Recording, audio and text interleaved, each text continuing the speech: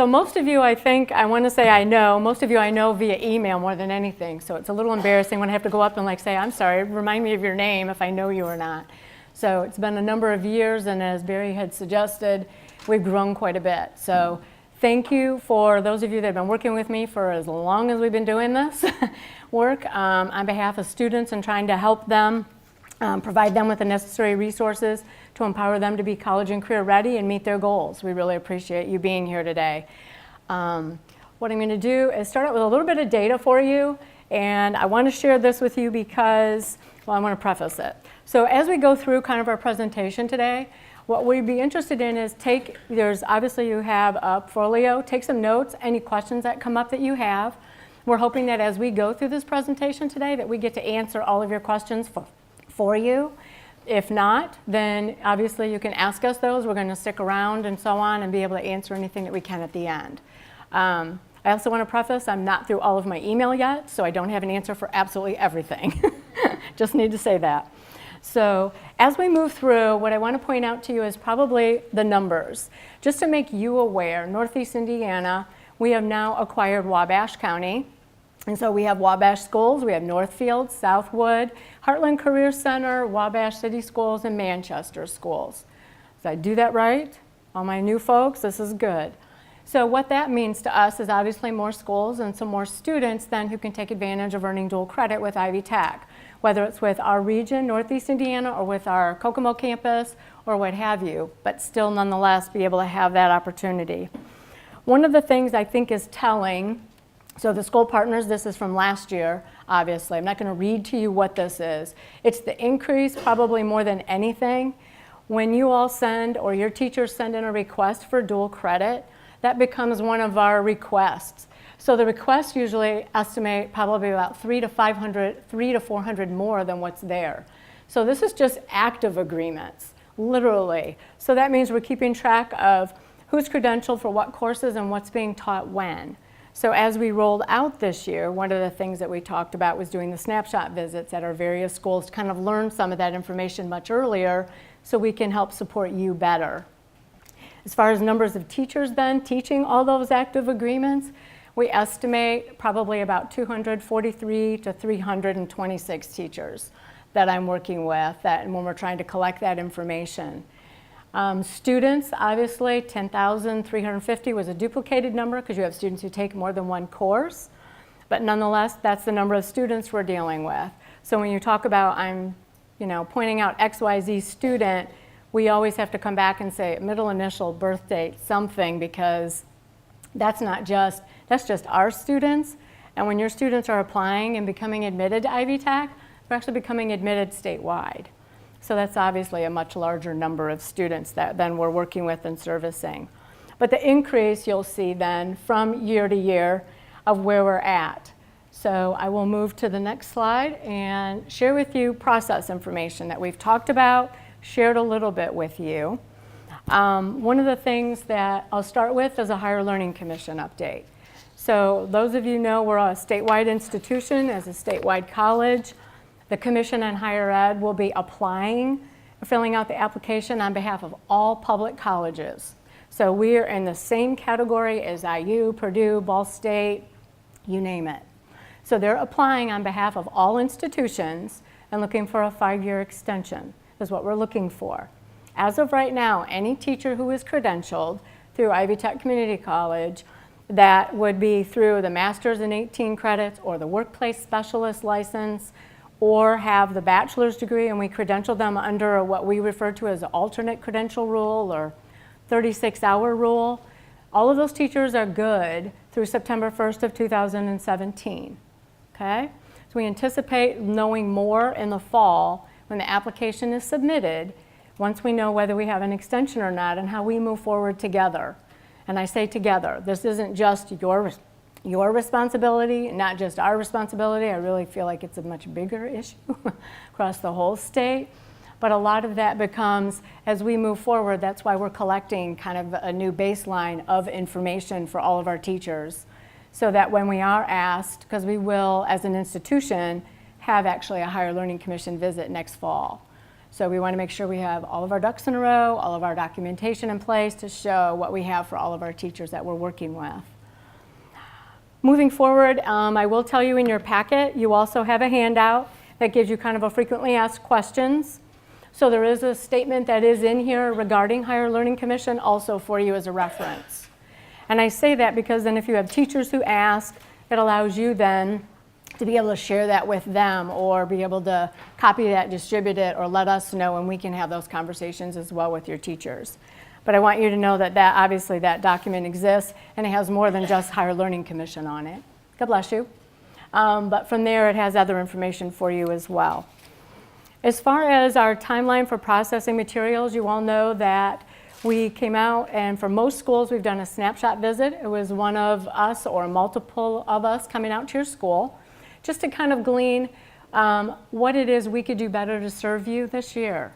So we know that we need to do a better job with that, and obviously the increase in having support and staff is going to be one key factor in being able to do that. So one of the things that we distributed was another handout, which was our dual credit process. So looks like Post-it notes, it should, because that's how it started. It's kind of like when people talk about writing on napkins, I wrote on Post-it notes.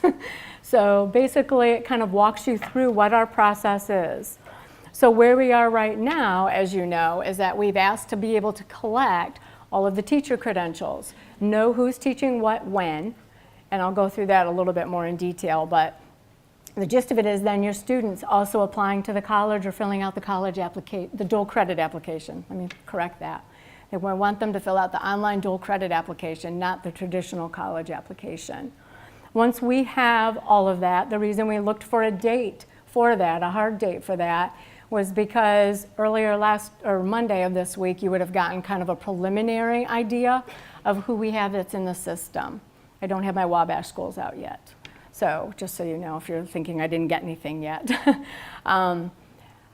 So basically you'll have information on all of the students so far that we have a C number for or a student ID number for. So that should help you at least when the student doesn't know what their C number is, et cetera. That's what gives you that information. So the goal for us is as we've collected all of this information is that we will be processing all of it. We will be scanning in all of the transcripts and all of that information that you've given us so that it's a more holistic viewpoint on how we're serving you and your students. There's been a number of years where we've just collected enough just to plug in a reading and writing prereq for a Spanish or for a history or an English, or we've plugged in a math prereq just for like a digital electronics or something like that, or a math course or chemistry course.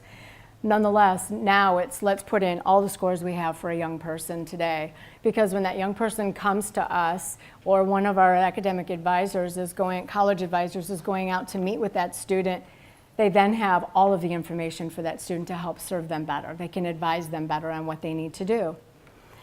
Does that make sense so far? Good. So the other part of it for us is then when you are communicating with us to make sure that we do get kind of all of that information. The whole name, the legal name of the student. If they're on your class list as Johnny, but it's Jonathan, or if it's Alex and it's really Alexander, you can kind of see how all that works. So then when we're searching, you're trying to search amongst the system through a lot of students to locate them. After we have processed all of this information for you, we will be putting that information and sharing it back out with you. So what you'll get from us then will be a candidate roster report that will have your student C number. It will have their graduation year. And I want to preface, I kept in students who probably already graduated. Some students don't, surprise to you, but some don't know their birth date, some don't know their address, some don't know when they graduate. And so I have students, and it was easier for me to put it in there for you and set it up to filter. So all you have to do is take that out if you choose to. But if you're missing a student, you should still be able to locate them in there. If you don't, let us know. Let me know that information, and we'll help you with that. Credentialing. If there's any new teachers who need to get credentialed, you've had teachers who've left or retired, didn't give you a lot of notice. We know that those classes are still going on. Those students are still probably anticipating they're in a dual credit class. We want to hold those students harmless and try to help you with that. So the reason we're collecting all the information, not only for the Higher Learning Commission, but is collecting it so that I can turn around and put that back out to our program chairs to review their credentials and get them approved by next week. That was the goal. So as long as I have everything, which I'm still going through, mind you, then those program chairs will have that information next week. So the week of the 12th, you will know if your teachers are credentialed, if you submitted anything new for a new one. The process part of it, I want to reassure you that where we're trying to go is we're doing a lot at the beginning of the year. And we know that this isn't all you do. You have a lot more on your plate than just dual credit. So what we're trying to do is get to a point with which we move this up, if you will, or move it back, so that we're doing this in the spring and that you're doing scheduling for your students and you already know what classes you're setting up for the next year and you know what teachers are already teaching, that we set everything in motion to move it back to the spring so that when your students come back at the year, they're already registered for the course and or they've already assessed. We have some high schools that do all of their assessing and depending on the size of the school, this works, where you can have all of your students, obviously that are in a class potentially who are college ready if that class requires it, but not always. And depending on some of our more smaller rural schools, that's not always the case, and we don't mandate that. But if it helps you in scheduling students to move your timeline or move it back to the spring, we're hoping that we see in essence that it helps your teachers, it helps you, it helps in scheduling, kind of provides that information for that student or parent right up front. I won't say we'll have it, it won't be done by this fall for catalogs or guidebooks or curriculum guides or anything like that. So whatever's in place right now, we would say we have in place till we move forward. The items that we're kind of looking at and collecting now are all the same things that we would probably do next year by way of a course syllabus from teachers. I'm not going to turn around and ask for credentials again unless you have a teacher change or something happens along that line. But for the most part, what we are collecting now, as long as we have it, we work through that. I want to preface that we ask your teachers for a dual credit syllabus. And the reason that we do that is that it's supposed to mirror what we do on campus. And if you take yourself back to college, you know for every single class that you took, you got a college syllabus, and you knew exactly what that course was. And in this particular case, you would see the high school course information as well as the college course information, how many credits that course is worth, if you will. And then the other component to that becomes if there's any prerequisites. You might have high school prerequisites for your students as well, and there might be a course that's a prerequisite on our end. So for example, Project Lead the Way. Lots of schools that work with Project Lead the Way. And typically the sequence is students get IED or Principles of Engineering next, and then they move to CEA or DE or something along those lines. In order for a student to get Civil Engineering and Architecture, they need to have IED and POE. They don't have to test or assess college readiness, but they do have to have those first two courses in order to get that credit. Does that make sense? As I'm putting all the information and collecting it from all of you and from your teachers through the Google form that we put out to them, I will also get back out to you in the next couple of weeks. It will be kind of a listing of all of your courses, who's teaching it, and then what their prerequisites are. I know that becomes a question, and we'll go through some assessment information and prerequisite information.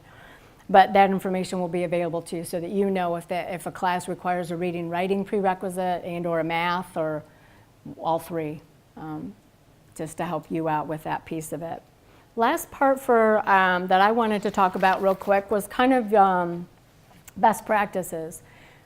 One of the other pieces for us is looking at, we hear all the time what schools are doing, or they're asking questions about what it is can we do.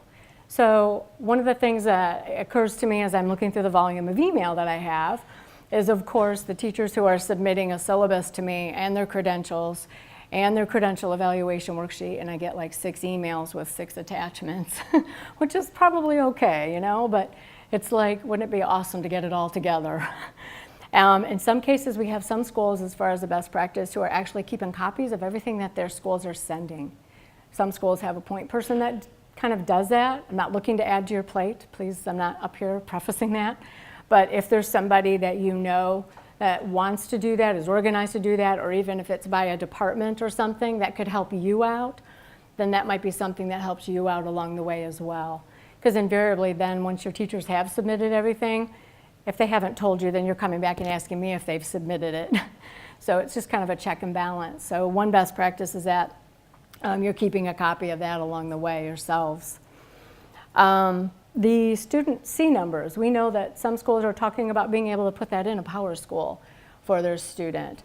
And I know I've had parents questioning why we're not using an STN number, and we don't use an STN. No college uses that at this point in time that we know of. That would have been the ideal many years ago. But at this particular point, we're thinking in terms of students where that might be helpful to them since they may not remember what that number is. I started from the bottom just to give you a variation. Did you notice that? So, student code of conduct. One of the things we've heard from schools is they're actually having the students sign something, or something goes home with that student and parent so that they know that their student is taking a dual credit class. One of the things that I've thought about, and it was way too late, was whether or not something could be added to the registration packet. I don't know at the beginning of a school year if anything could be added and what act of God that takes to be able to add something to a registration packet where students know, or the parent knows, that their student is going to be taking, you know, a dual credit course or a college course, and they'll have to provide their social security number, and or they're going to have to provide take a test, take an assessment if that happens to be one of the course kind of ways in which they showed college ready. Google Forms. We're utilizing Google Forms, as you know, just from the conversation of being able to register all of you for today. We're using Google Forms at this point as far as teachers filling out something as well, trying to utilize something that becomes a little bit easier of a tool for all of us to provide us what we need in order to serve you better. The last thing I want to say, and it's not even on this slide, but it occurs to me to cover, would be those schools who are on trimesters. Trimester schools, we fit it within our semesters. So you have a fall semester class from August to December, and then you have a spring class that would be a January through May. In your trimester schools, you'll have classes that will end in November, start in November, and end in February or what have you. So for schools who have multi-tri classes, a one, I don't know about 1 and 3, but 1 and 2, 2 and 3, we consider to be a full year class. If there's a college requirement, an assessment requirement, they still have to show college ready by November 1st. Excuse me. So those schools that are on trimester, we put your kind of schedule, if you will, and we need to register them in a fall semester or a spring semester course. Okay? So that's why I'm kind of always asking, is it a fall, is it a spring? The other idea is as we build these, as I build these courses, we're of course assigning that instructor to it. If you should have a course that has a teacher in Spanish first semester and second semester is a different teacher, we would want the teacher at the end, whoever's going to be grading that student at the end of the year, to be the one who's listed. The other part that's come up is Spanish is one of those, French is one of those subjects where we look at Spanish 3 or French 3 in the high school, and that's what equates to college Spanish 1 and 2. We get a lot of questions about, well, doesn't high school Spanish 1 count for 1 and 2 count for 1? And it doesn't. We walk into a high school Spanish 3 class, and that's what counts for your college Spanish 1 and 2. The first 2 courses, the college courses for Spanish, are 4 credits each. And then the second 2 courses are only 3 credits each, because we get that question a lot too. How come they're not all 4? I don't know why they're not, but they're not. It's probably the contact time in which that they have with them. So I wanted to add that piece to that.